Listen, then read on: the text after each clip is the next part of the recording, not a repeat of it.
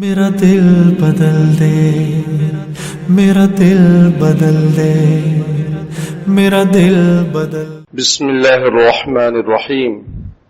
الحمد لله وكفى وسلام على عباده الذين اصطفى أما بعد. أعوذ بالله من الشيطان الرجيم. بسم الله الرحمن الرحيم. والذين هم لأماناتهم وعهدهم راعون والذين هم على صلواتهم يحافظون أولئك هم الوارثون الذين يرثون الفردوس هم فيها خالدون. وقال رسول الله صلى الله عليه وسلم لا إيمان لمن لا أمانة له ولا دين لمن لا عهد له. صدق الله العظيم وصدق رسوله النبي الكريم. اللهم صل على سيدنا محمد وعلى آل سيدنا محمد وبارك وسلم. محترم بھائیوں، بزرگوں، آپ کے سامنے سورہ مؤمنون کی ابتدائی آیات کی تفسیر، ترجمہ، مطلب وغیرہ ذکر کیا جا رہا ہے 3 ہفتوں سے. نبی اکرم صلی اللہ علیہ وسلم نے ان آیات کے بارے میں ارشاد فرمایا تھا کہ من اقامہن دخل الجنہ، جو ان پر عمل کر لے وہ جنت میں داخل ہو جائے گا. ان آیات میں شروع میں ایمان کا ذکر ہے، قد افلح المؤمنون، کہ ایمان والے کامیاب ہو گئے، اور ایمان والے ہی کامیاب ہوں گے دنیا اور آخرت میں. ایمان والوں ہی کی وجہ سے دنیا چل رہی ہے. جب کوئی ایمان والا نہیں رہے گا، اللہ اللہ کہنے والا نہیں رہے گا، قیامت برپا ہو جائے گی. خلق لکم ما فی الارض جميعا، جو کچھ اللہ نے بنایا ہے وہ اہل ایمان کے لیے ہی بنایا ہے. زمین میں، آسمان میں، سب کچھ اپنے بندوں کے لیے، اور وہ بندے اللہ کو ماننے والے جو ہیں ایمان والے انہی کے لیے. اب ایمان والوں کی کچھ صفات اللہ نے بیان فرمائی کہ یہ جو صفات ہوں گی 7 صفات ہیں، جو ان پر عمل کر لے گا، یہ صفات اپنے اندر شامل کر لے گا، اپنے اندر پیدا کر لے گا، تو وہ جنت کا وارث ہو جائے گا، جنت الفردوس کا وہ وارث ہو جائے گا. اس میں سے پہلی چیز آئی کہ الذین هم فی صلاتهم خاشعون، کہ جو اپنی نمازوں میں خضوع کرنے والے ہیں، اپنی نمازوں کو سنوار کر پڑھنے والے ہیں، سیکھ کر پڑھنے والے ہیں، اللہ کی طرف متوجہ ہو کر پڑھنے والے ہیں. ان الصلاۃ تنہی عن الفحشاء والمنکر، بے شک نماز بے حیائی اور برائی سے روکتی ہے. آدمی جائزہ لے کہ میں نمازی ہوں اور میں سود بھی کھاتا ہوں تو کیسا نمازی ہوں، اور میں نمازی بھی ہوں، میں گنہگار بھی ہوں، میں حق تلفی بھی کرتا ہوں، میں نمازوں کو بھی چھوڑتا ہوں، تو میں کیسا نمازی ہوں. کیونکہ نماز کے بارے میں اللہ تعالیٰ فرماتے ہیں ان الصلاۃ تنہی عن الفحشاء والمنکر، بے شک نماز بے حیائی اور برائی سے روکتی ہے. حدیث شریف میں نبی اکرم صلی اللہ علیہ وسلم کو بتلایا گیا کہ ایک شخص چوری کرتا ہے اور نماز بھی پڑھتا ہے. آپ صلی اللہ علیہ وسلم نے فرمایا کہ اس کی نماز اس کو چوری سے روک دے گی 1 دن، اور یہی ہوا کہ وہ پھر بعد میں چوری سے توبہ طائب ہو گئے، کیونکہ نماز بے حیائی اور برائی سے روکتی ہے. سمجھ میں آئی بات؟ ایک صاحب کے بارے میں معلوم ہوا کہ نماز کے بہت پابند، سنیما گھر جاتے تو بھی اگر نماز کا ٹائم ہوتا تو نکل کر پڑھ کر پھر وہ سنیما کو دیکھتا تھا. ایک وقت ایسا ہے اس نے توبہ کر لی اور سنیما سے بھی توبہ کر لی، تمام گناہوں سے توبہ کر لی. تو میرے بھائیوں، پہلی چیز جو اللہ نے فرمائی، جو ہم سب کو اختیار کرنے کی ضرورت ہے، اور پھر اس میں ہمارے لیے دنیا آخرت کی کامیابی ہے، وہ نماز. اور پھر نمبر 2 والذین هم عن اللغو معرضون، جو لغویات سے، باتوں سے، کاموں سے، بیکار کام، بیکار بات سے اپنے آپ کو بچاتے ہیں. خواجہ فرید الدین عطار رحمۃ اللہ علیہ فرماتے ہیں کہ ذکر فکر کر کے ہمارے دلوں میں نورانیت پیدا ہوتی ہے، لیکن جو ہی ہم نے بیکار کی باتوں میں مشغول ہوئے کہ وہ نورانیت ختم ہو جاتی. ہم سب کا یہی حال ہے تقریباً کہ ماشاءاللہ نماز کی پابندی، ذکر و فکر کی پابندی، تلاوت کی پابندی، لیکن بیکار باتوں میں مشغول بھی ہوتے ہیں. کہیں ادھر بیٹھ گئے، کہیں ادھر بیٹھ گئے، ٹائم پاس. تو اس کی وجہ سے کیا ہو رہا ہے کہ جو عبادت کا نور آپ کو نصیب ہوا تھا وہ ختم ہو گیا. اب یہی وجہ ہے کہ بہت سارے لوگ ایسے ملتے ہیں جو یہ کہتے ہیں کہ گناہ نہیں چھوٹ رہے، ایسا کہتے ہیں کہ نماز میں دل نہیں لگتا ہے، ایسا کہتے ہیں کہ نیکی کرنے کا دل نہیں چاہتا. وجہ کیا ہے؟ وجہ یہ کہ جو نورانیت آپ حاصل کر رہے تھے وہ آپ نے ضائع کر دیا فالتو بات کر کے، بیکار کی بات کر کے۔ اسی لیے صوفیہ بزرگان دین یہ فرماتے ہیں کہ پہلے سوچو، پہلے تولو پھر بولو، پہلے تولو پھر بولو، اور پھر سوچو کہ یہ بولنا چاہیے کہ نہیں بولنا چاہیے، یہ بات کرنی چاہیے کہ نہیں۔ منہاج العابدین ایک کتاب ہے امام غزالی رحمۃ اللہ علیہ کو فرماتے ہیں کہ ایک بزرگ جا رہے تھے تو راستے میں دیکھے کہ ایک عمارت نئی بنی ہوئی ہے، تو انہوں نے پوچھ لیا کہ یہ عمارت کب بنی؟ تو کہتے ہیں ان کو احساس ہوا کہ یہ سوال مجھے کرنے کی کیا ضرورت، یہ عمارت کب بنی، کیوں بنی، کس نے بنایا؟ تو 1 سال تک انہوں نے اس پر کفارے کے طور پر روزے رکھے کہ یہ میں نے بیکار سے سوال کیوں کیا۔ اور ہم لوگوں کو تو سارے جہان کی فکر ہے، صرف اپنے جہان سے بے خبر ہیں۔ سمجھ میں آئی بات؟ تو ہمیں بتائیے کتنا جو ہے توجہ دینا چاہیے۔ ہم لوگوں کا تو مشغلہ یہ ہے کہ چوک چوراہوں پر بیٹھ جاؤ اور دنیا بھر کی بات اس کی اس کی، یہ سب غیر مناسب، مسلمانوں کا شیوا نہیں ہے۔ قوت فکر و عمل پہلے فلاح ہوتی ہے تب کسی قوم کی شوکت پہ زوال آتا ہے۔ یہ علامہ اقبال رحمۃ اللہ علیہ کا شعر کہ پہلے قوت فکر و عمل، نہ فکر ہے نہ عمل ہے، یہ پہلے ختم ہوتی اس کی طاقت، پھر کسی قوم کی شوکت یعنی جو اس کا ایک رتبہ تھا اس پر زوال آ جاتا ہے، پھر اس کی کوئی حیثیت نہیں رہ جاتی ہے۔ یہی وجہ ہے کہ آج ہم گاجر مولی کی طرح ہیں۔ اللہ تعالیٰ حفاظت فرمائے، امن و شانتی کے ساتھ ہمیں رکھے، عافیت سے رکھے، لیکن یہ کہ ہماری حیثیت کیا رہ گئی۔ تو اس لیے میرے بھائیوں، بیکار باتوں سے اپنے آپ کو بچاؤ، بیکار کاموں سے، بیکار جگہوں سے۔ اگر آپ کے پاس وقت ہے، میں نے پہلے بھی کہا تھا ابھی الیکشن آنے والا ہے، آپ کاغذات کی درستی کی کام کیجئے، الیکشن کارڈ کس کے بنے کس کے نہیں بنے، یہ ایک فکر ہے۔ علماء کرام نے پورے شہر کے تقریباً کئی مسجدوں تقریباً 30 مسجدوں کے لوگوں کو آگاہ کیا کہ بھائی اپنے مسجد کے ارد گرد لوگوں کی خبر لو، اور ان کے الیکشن کارڈ بنے ہیں نہیں، اور بھی کچھ ضروریات ہیں ان کا خیال رکھو، تاکہ آنے والے الیکشن کے موقع پر مکمل طور پر 100% مسلمانوں کی ووٹنگ ہو، اور ہماری ووٹنگ سے ہی نتائج کچھ کے کچھ ہوتے ہیں، ہماری ووٹنگ سے ہی فیصلے کچھ کے کچھ ہوتے ہیں، اور نقشہ بھارت کا بدلتا ہے۔ وہ اس وجہ سے کہ ہم ایک زندہ قوم ہیں، ہم ایک زندہ قوم ہیں۔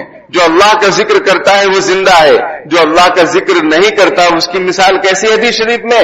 مردے کسی ہے۔ ہم اللہ کے نام لیوا ہیں، ہم جس کسی فیلڈ میں ہوں گے، چاہے 1 ہو یا 2 ہوں، اس میں جان پیدا ہو جاتی ہے، چاہے وہ کرکٹ کا میدان ہو چاہے فٹ بال کا میدان ہو۔ اگر ایک آدھ مسلمان ہے تو اس میں جان پیدا ہو جاتی ہے۔ یہ حضرت تھانوی رحمۃ اللہ علیہ کی تحقیق ہے کہ ہم زندہ دل ہیں، ہماری وجہ سے اس کے اندر ایک جان پیدا ہو جاتی ہے، کیونکہ ہم جاندار ہیں۔ تو میرے بھائیوں، اگر ہم چاہتے ہیں کہ ملک کے حالات اچھے ہوں تو ووٹنگ ایک بہترین ذریعہ ہے۔ آپ اچھے اپنے رہنما کو لا سکتے ہیں، من پسند نیتا کو چن سکتے ہیں، ورنہ اگر آپ نے اس کی طرف توجہ نہیں دی تو پھر ظالم آتے رہیں گے اور پریشان کرتے رہیں گے۔ سمجھ میں آئی بات؟ جیسا کہ پورے ملک کی صورتحال ہے۔ تو کرنے کے کام یہ ہیں، اپنے وقت کو اس میں صرف کرو۔ جن نوجوانوں کو اللہ نے صلاحیت دی ہے کمپیوٹر وغیرہ میں، موبائل میں، ایپ میں، ابھی کچھ تاریخ تک ہی آپ اس میں ترمیم کر سکتے ہو، بھی اعلان آ گیا ہے 19 اکتوبر یا 20 اکتوبر تک ووٹر آئی ڈی میں آپ سدھار کر سکتے ہیں۔ تو بھائی کرنا چاہیے اپنے گھر کا، اپنے اڑوس پڑوس کا، تاکہ اچھے سے ووٹنگ ہو۔ یہ ہم آپ سے اپیل کر رہے ہیں، اور تمام علماء ملک کی یہ اپیل کر رہے ہیں کہ بھائی election card, voter I D یہ آپ کی درست ہونی چاہیے، صحیح ہونی چاہیے۔ یہ نہیں کہ آپ کے پاس ہے، نہیں، آپ کا نام ہے کہ نہیں اس میں یہ بھی چیک کرو، کیونکہ بعض باطل تنظیمیں ایسی ہیں جو نام ڈیلیٹ بھی کر دیتی ہیں۔ تو ہم اپنا دیکھیں وجود ہمارا ہے کہ نہیں ہے۔ بعض مرتبہ الیکشن کے موقع پر جاتے ہیں اور دیکھتے ہیں تو آپ کے پاس ووٹر آئی ڈی تو ہے لیکن نام ہی نہیں ہے، تو پھر اس وقت پھر کیا ہوگا؟ تو میرے بھائیوں، اپنی فکر کو بلند کیجئے، امت کے لیے سوچئے، اپنی قوم کے لیے سوچئے۔ فالتو بیٹھ کے ٹائم پاس کر کے کیا کریں گے؟ حکومت وقت کو گالی دے کر کیا کریں گے؟ کام کیجئے۔ کامیابی کام سے ہے، نہ کہ حسن کلام سے، ذکر کے التزام سے، فکر کے اہتمام سے۔ یہ خواجہ عزیز الحسن مجذوب رحمۃ اللہ علیہ کے شعر ہے کہ کامیابی کام سے ہوگی، نہ کہ حسن کلام سے ہوگی، ذکر کے التزام سے ہوگی، فکر کے اہتمام سے ہوگی۔ ذکر یعنی اللہ کو یاد کر کے ہی کام بنے گا۔ آپ اللہ کو بھول کر کسی بھی میدان میں خوب محنت کر لو، دن رات ایک کر دو، نتیجہ ناکامی، نتیجہ اختلاف، نتیجہ انتشار، نتیجہ چوپٹ، کچھ بھی نہیں، 0 سناٹا۔ اور جہاں اللہ کی مدد شامل حال ہو گئی، تھوڑا کام کرو گے اللہ برکت دے دیں گے۔ ہمارا یہ بھی ایک مسئلہ ہے کہ ہم کچھ خدمت خلق ہے، سوشل ورک ہے، بہت کرتے ہیں، لیکن نماز نہیں پڑھتے، سمجھتے نماز معاف ہو گئی، اللہ کا ذکر نہیں کرتے۔ قرآن کہہ رہا ہے کہ جب تم نماز پڑھ لو جمعہ کی اور رزق کی تلاش میں نکلو، وابتغوا من فضل اللہ، پھر کیا کہہ رہا ہے؟ وَاذْكُرُوا اللَّهَ كَثِيرًا لَعَلَّكُمْ تُفْلِحُونَ، خوب اللہ کا ذکر کرو تاکہ تم دونوں جہان میں کامیاب ہو جاؤ۔ بھئی تجارت کرتے وقت اللہ کا ذکر کیسے؟ بالکل ممکن ہے، دل اللہ کی یاد میں، ہاتھ کام کاج میں۔ قرآن یہ درس دے رہا ہے ہم کو، تجارت بھی کرو اللہ کی یاد کے ساتھ، کوئی بھی کام کرو اللہ کے ذکر اور اللہ کی فکر کے ساتھ، تب کامیابی ملے گی، ورنہ کامیابی نہیں ملے گی۔ تو کچھ کرنا ہے تو یہ بہت ضروری کام ہے جو ہمیں ہمیشہ اس پر چوکنا رہنا چاہیے۔ کاغذات کی لائن سے مسجدوں کے اور مدرسوں کے، قبرستان کے، یہ کاغذات جو کمیٹیاں ہیں یہ بھی ایک دم اپنا تمام چیزیں ایک نمبر رکھیں، کوئی کمی نہ رہے، کبھی بھی کوئی جانچ آئے جانچ کرو، کیا پریشانی ہے۔ اور اللہ کا شکر ہے کہ ہماری قوم، ہم اور آپ لوگ بہت پیسہ دینے والے ہیں، کھل کر پیسہ دیتے ہیں قوم و ملت کے لیے، ملک ملت کے لیے، لیکن بس اس کا صحیح استعمال ہونا چاہیے، صحیح استعمال ہونا چاہیے۔ والذین هم عن اللغو معرضون والذین هم للزکاة فاعلون، جو اپنا تزکیہ کرتے ہیں، جو دلوں میں کیل کاٹے ہیں، بیماریاں ہیں، آئی ایم سم تھنگ، میں کچھ ہوں، تکبر ہے، عجب ہے۔ تکبر اور عجب میں فرق ہے۔ تکبر کہتے ہیں اپنے آپ کو اچھا سمجھنا اور دوسرے کو حقیر سمجھنا، یہ تکبر جو ابلیس نے کیا۔ انا خیر من، میں آدم سے بہتر ہوں، سمجھ میں، خلقتنی من نار وخلقتہ من طین، مجھے آپ نے آگ سے بنایا اور اس کو مٹی سے بنایا، وہ بھی کیسی مٹی؟ سڑی مٹی جس میں سڑن پیدا ہو گئی، اس مٹی سے آپ نے اس کو بنایا، حضرت آدم کو۔ یہ ابلیس نے کہا تو کیا ہو گیا؟ عزازیل را خار کرد، تکبر عزازیل را خار کرد، بزندان لعنت گرفتار کرد۔ شیخ سعدی رحمۃ اللہ علیہ فرماتے تکبر نے عزازیل کو ذلیل کر کے رکھ دیا اور لعنت کا توق اس کے گلے میں ڈال کے رکھ دیا، تکبر نہیں۔ تو یہ کیل کانٹے ہیں ہمارے دلوں میں، اس کی اصلاح ہوتی ہے، اس کے لیے مسلم موجود ہیں اور وہ قیامت تک موجود رہیں گے۔ اور وہ لوگ کون ہیں اور وہ کہاں ملیں گے؟ وہ اسی دنیا میں ملیں گے۔ اور وہ لوگ کون ہیں؟ سچے اللہ والے ہیں، جو متبع شریعت اور سنت، جو علماء ہیں، شیخ ہیں، بزرگان دین ہیں، وہ ان کی خدمت میں جائیے، بیٹھیے، آپ کی دل کی دنیا بدل جائے گی۔ اور میں نے ابھی خواجہ عزیز الحسن کا نام لیا، اس سے پہلے بھی ان کی تفصیل میں نے ذکر کیا تھا۔ وہ تو ڈپٹی کلکٹر آدمی تھے، لیکن وہ حضرت تھانوی رحمۃ اللہ علیہ کی مجلس میں گئے، ان کی دل کی دنیا بدل گئی۔ اور اپنے وقت میں بہت سارے بڑے بڑے علماء کرام کے وہ شیخ تھے، عالم نہیں تھے، لیکن اللہ نے ایسا علم ان کو دیا، ان کے اشعار، ان کی باتیں، ان کا تقوی، ان کی پرہیزگاری۔ تو نے مجھ کو کیا سکھا، تو نے مجھ کو کیا سکھا، تو نے مجھ کو کیا سکھا، وہ شعر ہے ذہن سے نکل گیا۔ تو نے مجھ کو کیا سکھا، شوق فراواں کر دیا، پہلے جا پھر جانے جا پھر جانے جانا کر دیا۔ سمجھ میں آئی بات؟ کیا نظر تھی مردوں کو مسیحا کر دیا، کیا نظر تھی جس نے مردوں کو مسیحا کر دیا۔ اور اکبر الہ آبادی کہتے ہیں نہ کتابوں سے، نہ وعظوں سے، نہ زر سے پیدا، دین ہوتا ہے بزرگوں کی نظر سے پیدا۔ اسی کو علامہ اقبال فرماتے ہیں نگاہیں مرد مومن سے بدل جاتی ہیں تقدیریں۔ تو میرے بھائیوں، یہاں جائیے، آپ کی دل کی دنیا بدلے گی اگر آپ کے پاس وقت ہے تو۔ اور وقت کیوں نہیں ہے، وقت نکالیے، تو اس سے کیا ہوگا؟ آپ کے دل کے اندر فکر آخرت پیدا ہوگی، ورنہ دنیا کے جھمیلوں میں بیٹھو گے، جیسی سنگت ویسی رنگت، سیاسی لوگوں کے ساتھ رہو گے وہی سوچ پیدا ہوگی۔ سمجھ میں آئی بات؟ 2 نمبر والوں کے ساتھ بیٹھو گے وہی 2 نمبری آپ کے اندر بھی آئے گی، نہیں آئے گی تو کیا ہوگا؟ آپ بدنام تو ہوں گے۔ بد کی صحبت میں نہ بیٹھو، اس کا ہے انجام برا، بد نہ بنے تو بد کہلائے، بد اچھا بدنام برا۔ شادیاں نہیں ہوتی ہیں کہ اس کی بیٹھک صحیح نہیں ہے، کتنے رشتے کینسل ہوتے ہیں، بات سمجھ رہے گی نہیں؟ اسی دنیا میں رہ رہے ہیں نا کہ پہلے آسمان پہ رہتے ہیں. وہ اس کا بایو ڈاٹا نکالا جاتا ہے کہ لڑکا، پھر پتہ چلتا ہے اس کی بیٹھک صحیح نہیں ہے، فلاں جگہ بیٹھتا ہے، فلاں اڈے پہ بیٹھتا ہے، حالانکہ وہ ایسا نہیں ہے، لیکن رشتہ کینسل. تو میرے بھائیوں، کرنے کے کام یہ ہیں.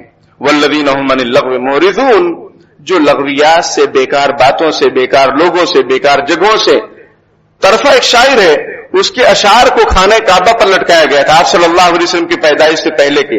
امرؤ القیس 7 معلقہ، 7 شاعروں کے اشعار، اس میں امرؤ القیس، طرفہ اور بھی کچھ لوگ ہیں. ہم مدرسے میں پڑھے تکمیل عربی ادب میں مراد آباد میں 2 شاعروں کے اشعار ہم لوگوں کو یاد کرائے گئے، امرؤ القیس کے اور طرفہ کے. سمجھیے تقریباً 250 اشعار ہوں گے، سب یاد کرائے گئے تھے. تو طرفہ کا آخری شعر ہے، اذا كنت في قوم فصاحب خيارهم ولا تصحب الارض فترضى مع الردي.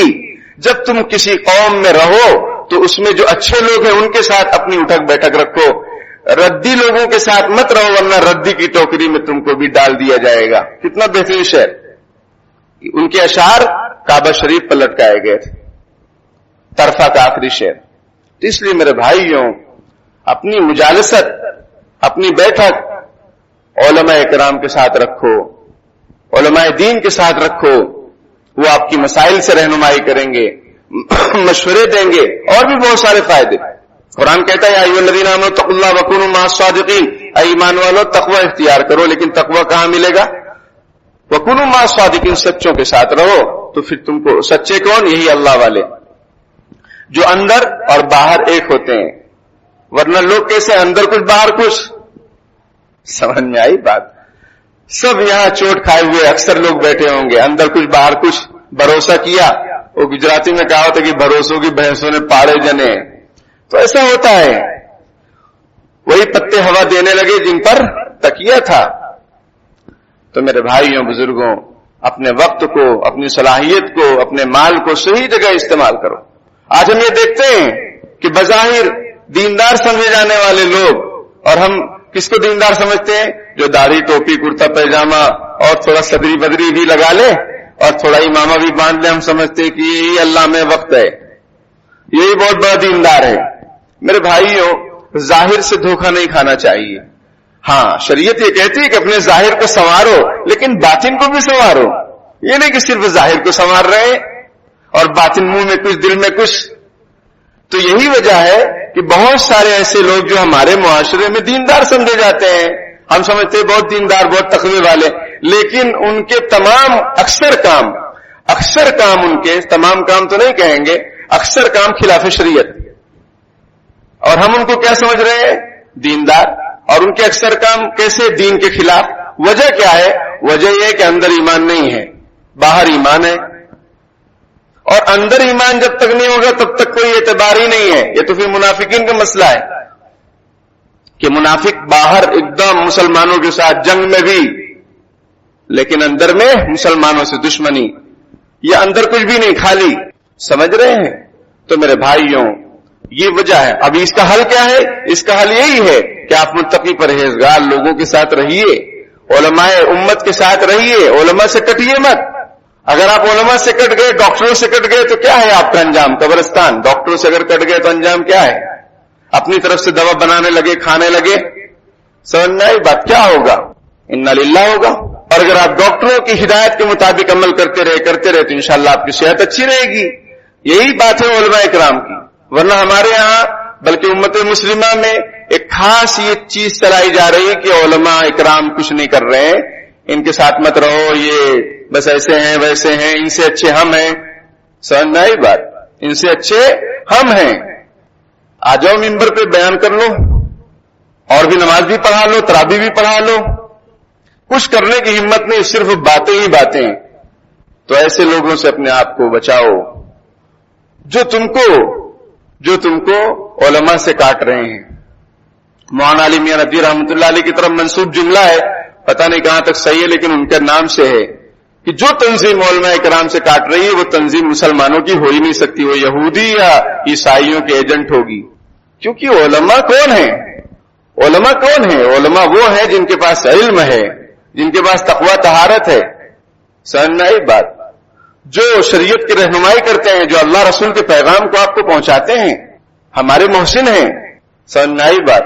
تو میرے بھائیوں بزرگوں، اپنی سنگت اچھی رکھو، اپنی سوچ، سنگت اچھی ہوگی سوچ اچھی ہوگی. سنگت 2 نمبر، سوچ 2 نمبر، بہت ڈیپینڈ ہے سنگت کا. اس لیے قرآن کہتا ہے کہ وہ لوگ جو اپنے آپ کو بیکار باتوں سے، بیکار کاموں سے، بیکار جگہوں سے، بیکار لوگوں سے دور رکھتے ہیں وہ کامیاب ہوں گے، اور جو ہر طرف ہے وہ ناکام ہوگا. اس پر جو ہے غلبہ دوسری چیزوں کا جلدی، غلط چیزوں کا اثر جلدی پکڑتا ہے آدمی. نفس برائی کا طالب ہے. ان النفس لامارۃ بالسوء، نفس برائی کا بہت حکم دیتا ہے، گناہ کا بہت حکم دیتا ہے. لیکن جب آپ اچھے لوگوں کے ساتھ رہیں گے آپ کی سوچ بھی اچھی ہوگی، آپ کا دل و دماغ بھی اچھا ہوگا، آپ کو فکر آخرت پیدا ہوگی. علامہ ابراہیم بلیاوی رحمۃ اللہ علیہ دارالعلوم دیوبند کے صدر المدرسین اور بہت بڑے آدمی، وہ خط لکھتے ہیں اپنے شاگرد حضرت محمد شاہ وصی اللہ صاحب الہ آبادی رحمۃ اللہ علیہ کو کہ میری طرف کچھ توجہ کیجیے. اور شاہ وصی اللہ صاحب الہ آبادی حضرت تھانوی رحمۃ اللہ علیہ خلیفہ ہیں، اور اپنے وقت کے اللہ والے مصلح الامت ان کا لقب. مولانا قمرالزمان صاحب الہ آبادی آئے تھے داروگہ مسجد میں، وہ مولانا وصی اللہ صاحب الہ آبادی رحمۃ اللہ علیہ کے داماد ہیں. تو میرے بھائیوں، علامہ ابراہیم بلیاوی اپنے شاگرد کو لکھ رہے ہیں کہ آج کل بہت سارے کام میں الجھنے کی وجہ سے آخرت کی فکر زیادہ نہیں رہ رہی ہے، تو اس اپنے بوڑھے استاد کی طرف توجہ کرو، ورنہ کہیں ایسا ہو کہ یہ جو ہے خالی ہاتھ دنیا سے جائے. کتنی فکر، اور وہ کیا ہے؟ صدر المدرسین کسے کہتے ہیں؟ ہیڈ ماسٹر پورے دارالعلوم دیوبند کے.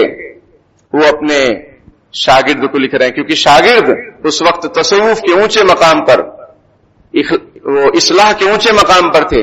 تو اس میں شرم کرنے والی بات کوئی نہیں ہے کہ استاد اپنے شاگرد کو لیٹر لکھ رہا ہے، سب لکھا ہوا کتابوں میں موجود ہے کہ بھائی میری طرف توجہ کرو، یعنی دعا کرو میرے لیے کہ میری آخرت سنور جائے.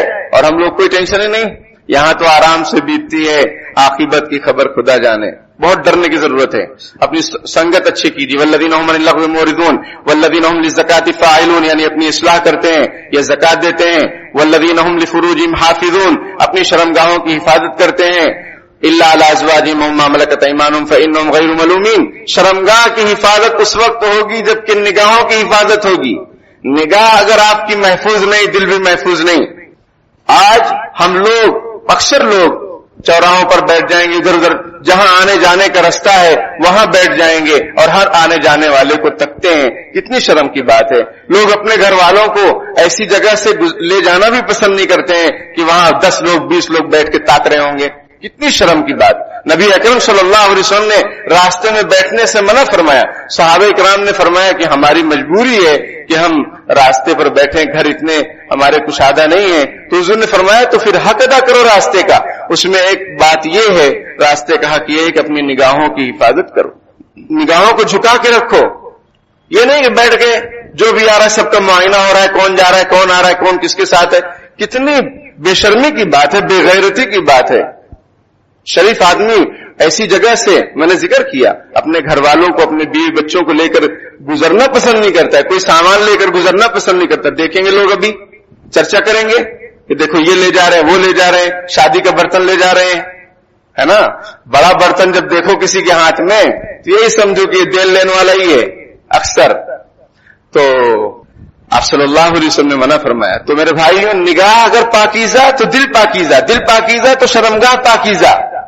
اور اگر نگاہ کنٹرول میں نہیں ہے، موبائل میں، بے حیائی میں، لوگوں کو تاکنے جھانکنے میں، تو شرمگاہ بھی محفوظ نہیں، شرمگاہ بھی محفوظ نہیں. اس کا یہ طریقہ ہے. حضور علیہ الصلوۃ والسلام نے فرمایا جو 2 چیزوں کی ضمانت دے دے میں اس کو جنت کی ضمانت دیتا ہوں. ایک جو اس کے جبڑوں کے بیچ میں ہے اور ایک جو اس کے دونوں ٹانگوں کے بیچ میں ہے، یعنی شرمگاہ. اور جبڑوں کے بیچ میں مطلب زبان.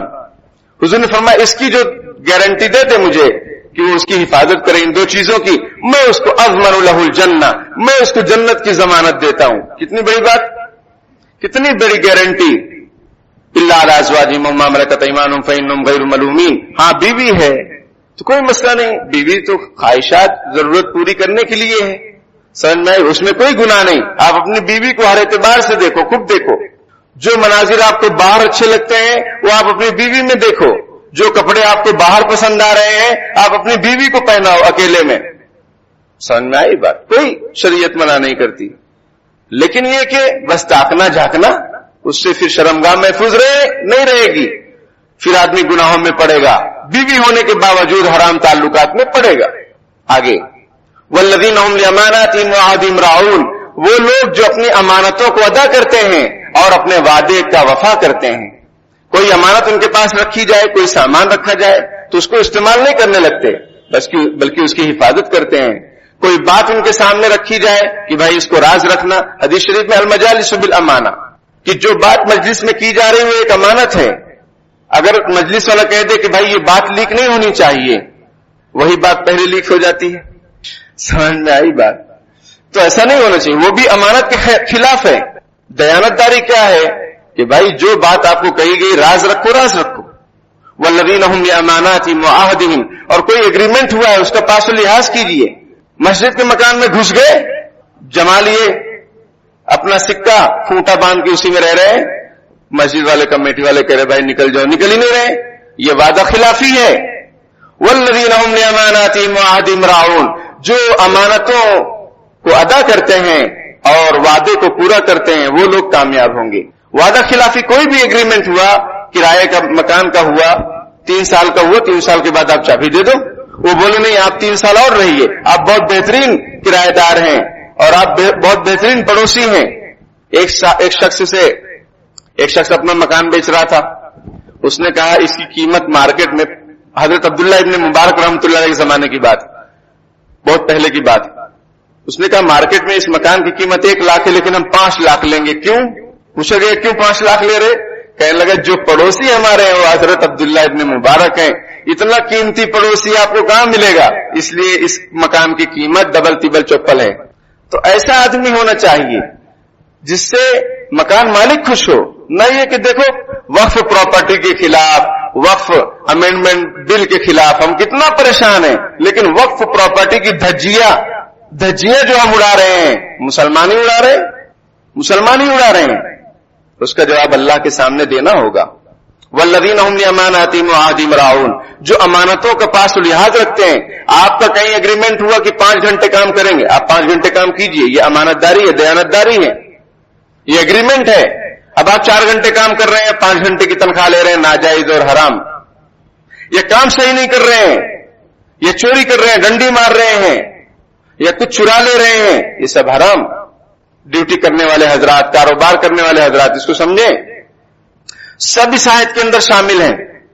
کوئی بھی ایگریمنٹ اگر آپ کا کسی سے ہو رہا ہے اس کا پاس و لحاظ رکھو.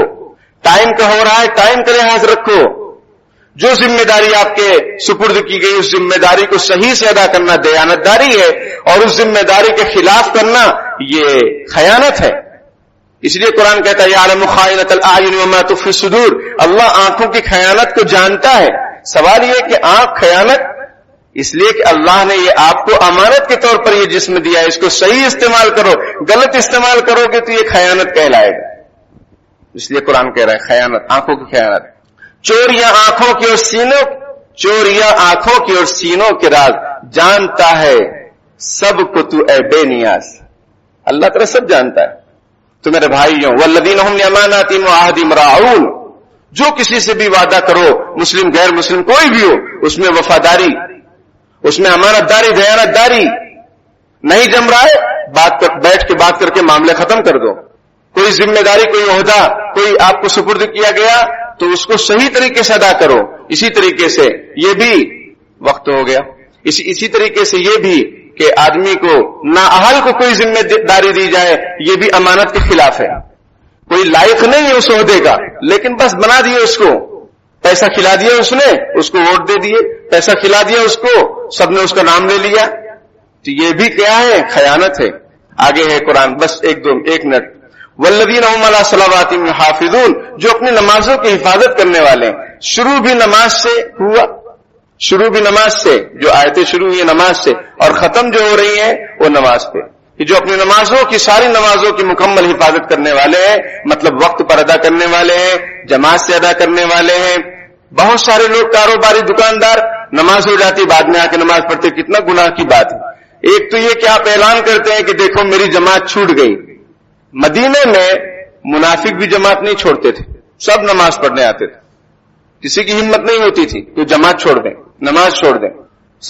کبھی کبھار مجبوری الگ چیز ہے. آپ صلی اللہ علیہ وسلم بھی ایک مرتبہ صلح کرانے گئے، دو قوموں میں آپ آئے، نماز ہو چکی تھی، تو آپ گھر میں جا کر اپنے گھر والوں کو جمع کر کے آپ نے جماعت کے ساتھ نماز پڑھا دی. کبھی کبھار کا مسئلہ الگ ہے.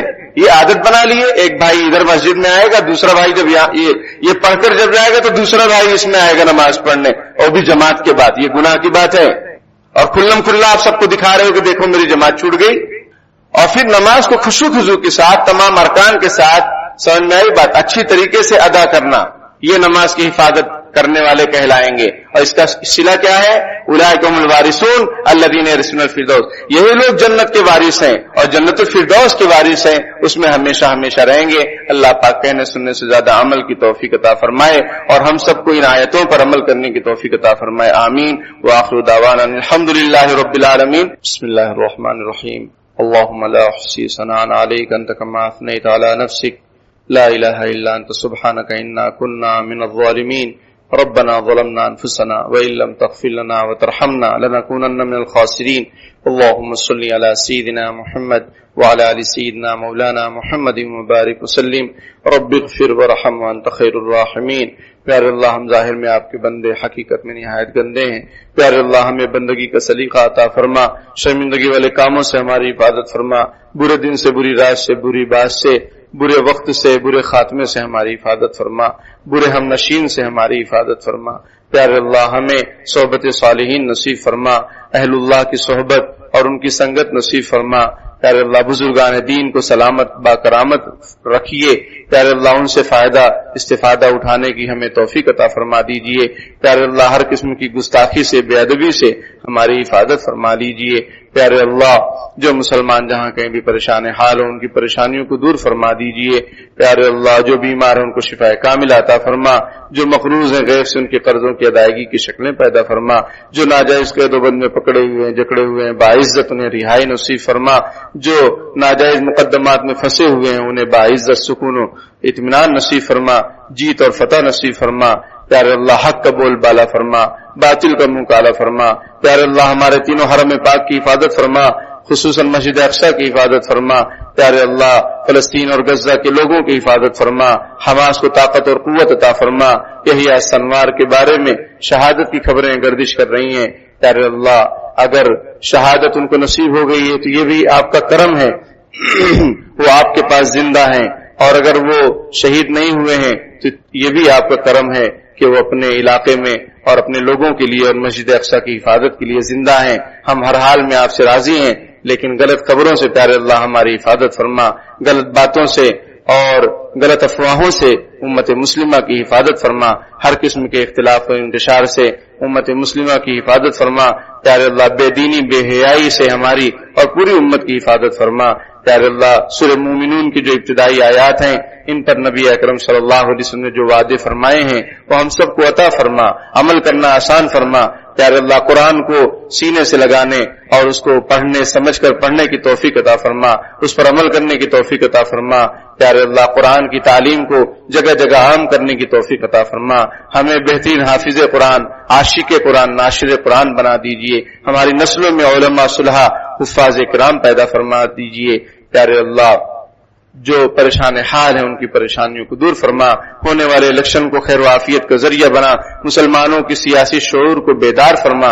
ہر قسم کی غفلت سے، بیکاری سے اور سستی سے اور لاچاری سے ہماری پوری امت مسلمہ کی حفاظت فرما. پیارے اللہ، ہمارا ایک سیاسی دبدبہ نصیب فرما. حق کے لیے، انصاف کے لیے ہمیں سیاست کرنے کی توفیق عطا فرما. ظلم ستم کے خاتمے کے لیے ہمیں سیاست کرنے کی توفیق عطا فرما. سیاست کو جو صحیح تصور ہے اسلام میں اس پر عمل کرنے کی توفیق عطا فرما. جو غلط تصورات ہیں پیارے اللہ ان سے ہماری حفاظت فرما. ہمارے لیڈروں کو حفاظت عطا فرما اور ان کو ہدایت عطا فرما. جزا اللہ عنا محمد صلی اللہ علیہ وسلم برحمتک یا